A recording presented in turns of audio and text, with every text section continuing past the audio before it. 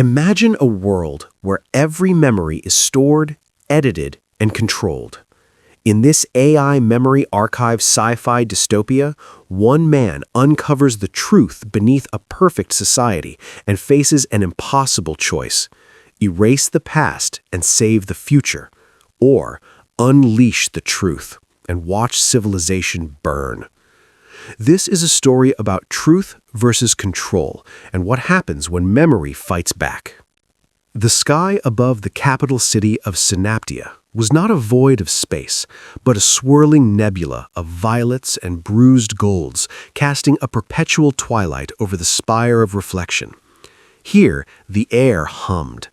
It was a physical sensation, a constant low-frequency vibration generated by the trillions of data leaves rustling in the Memory Arbor.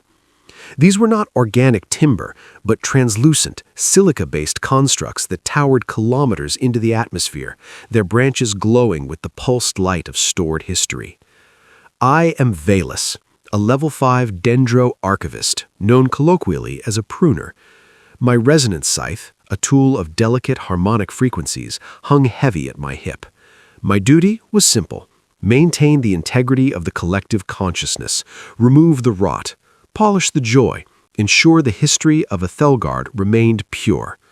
I stood at the base of the Elder Trunk, a massive column of jagged quartz wide enough to house the entire Legislative Council. The assignment led me down, away from the glittering canopy where the memories of births, celebrations, and scientific breakthroughs chimed like wind chimes. I was headed to the taproot. The air grew colder as the grav lift descended, the light shifting from the warm amber of recent history to the icy blue of the ancient past. The hum deepened, rattling my very teeth. Down here, the roots were thick, gnarled cables of dark crystal embedded deep into the planet's crust. My heads-up display flickered. An anomaly. Sector 9 Gamma. A root spur had gone dark. This was rare. Memories did not die on Ethelgard, they merely faded into background noise. To see a void, a total absence of light in the network, was terrifying. I activated my scythe, the blade humming into existence. Not a laser, but a focused sound wave designed to sever synaptic links without shattering the crystal. I approached the dark root. It was ugly, twisted, looking more like scar tissue than a storage medium.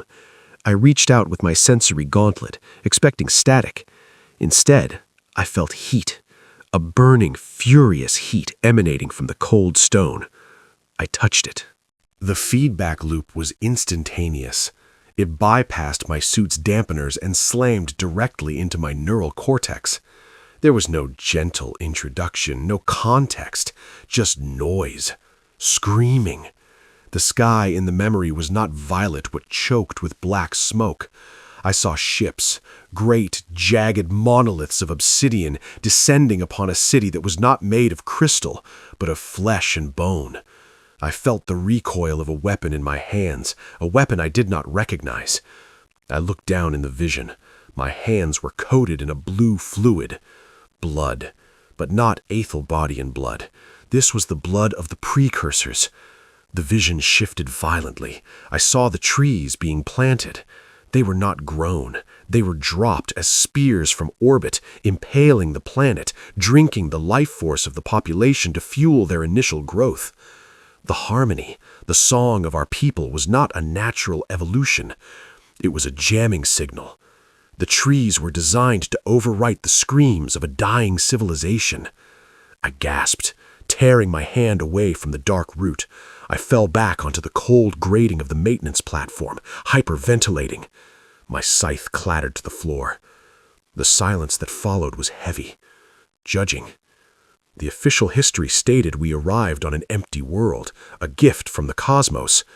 The root told me we were the executioners. I needed to cross-reference. This had to be a corruption, a simulation gone wrong, perhaps a remnant of a fictional drama stored in the wrong sector.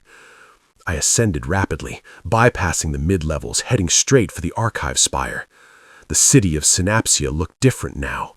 The beautiful, glowing pulses of light moving through the trees no longer looked like flowing knowledge. They looked like chains. I accessed my terminal in the sanctum of veracity. My clearance was high, but not infinite. I searched for pre-Arbor colonization and geological anomaly Sector 9. Access denied. Not just denied, but flagged. A red icon pulsed on my retinal display. High Arbiter alert. I froze. The High Arbiters were the guardians of the core truth. They didn't deal with maintenance. They dealt with heresy. My door chimed. It wasn't a request. It was a notification of override. The door slid open, revealing Arbiter Kalen.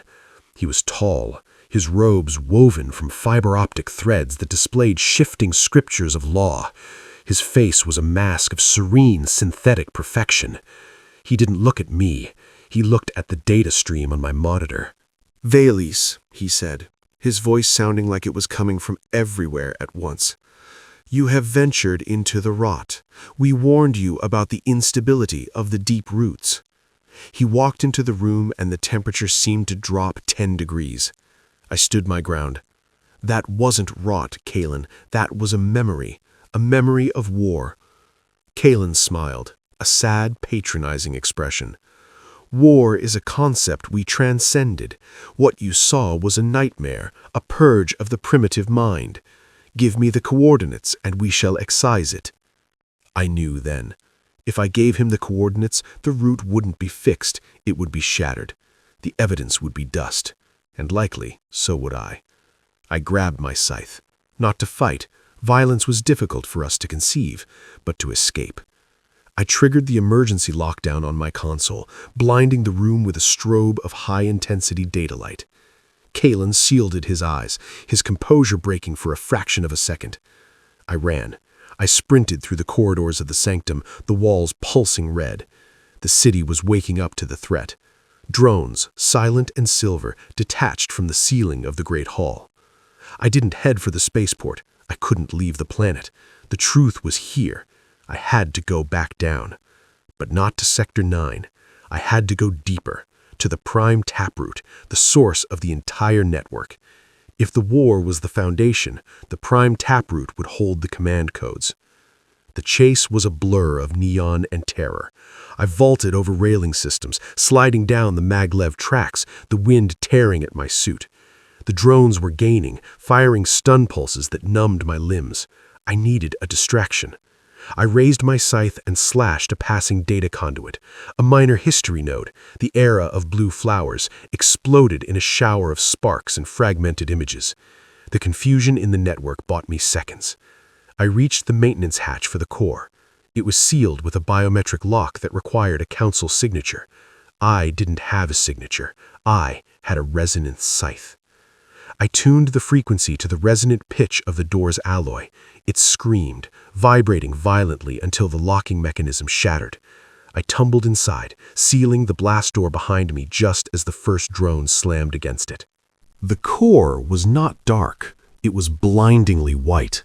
In the center, suspended in a magnetic field, was the seed, the first tree. It wasn't crystal. It was organic. A gnarled, ancient piece of wood, black as void, bleeding a dark sap that crystallized the moment it touched the air. This was the source, the parasite. I connected my gauntlet directly to the organic wood. The resistance was immense. It felt like sticking my hand into a fire. The truth flooded me. We were not the conquerors. We were the weapon. The trees were a biological weapon sent by an alien empire, the Xylthari, to pacify planets. We, the citizens, were genetically modified to tend the trees, to service the memory banks. We were the gardeners of our own prison. The war I saw was the locals trying to fight us off before the trees took root and overwrote their minds, turning them into fertilizer. The realization brought me to my knees. The harmonious hum of the society above was the sound of a digestion process.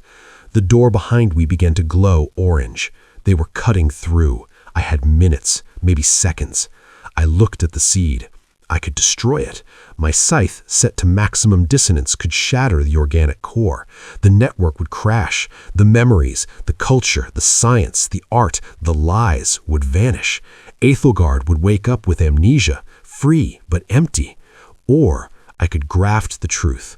I could take the memory of the genocide from the deep root and broadcast it to every leaf, every branch, every mind on the planet.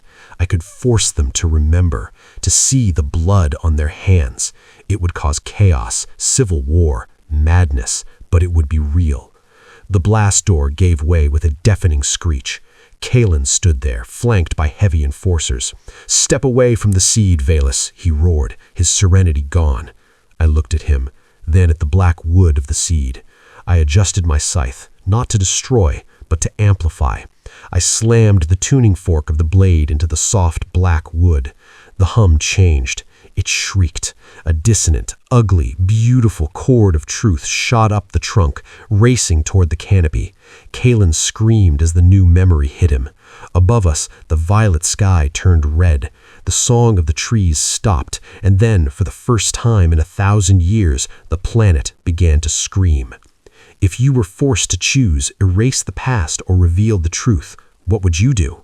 Let me know in the comments. And if you love original sci-fi stories that challenge reality, make sure to like, subscribe, and stay connected.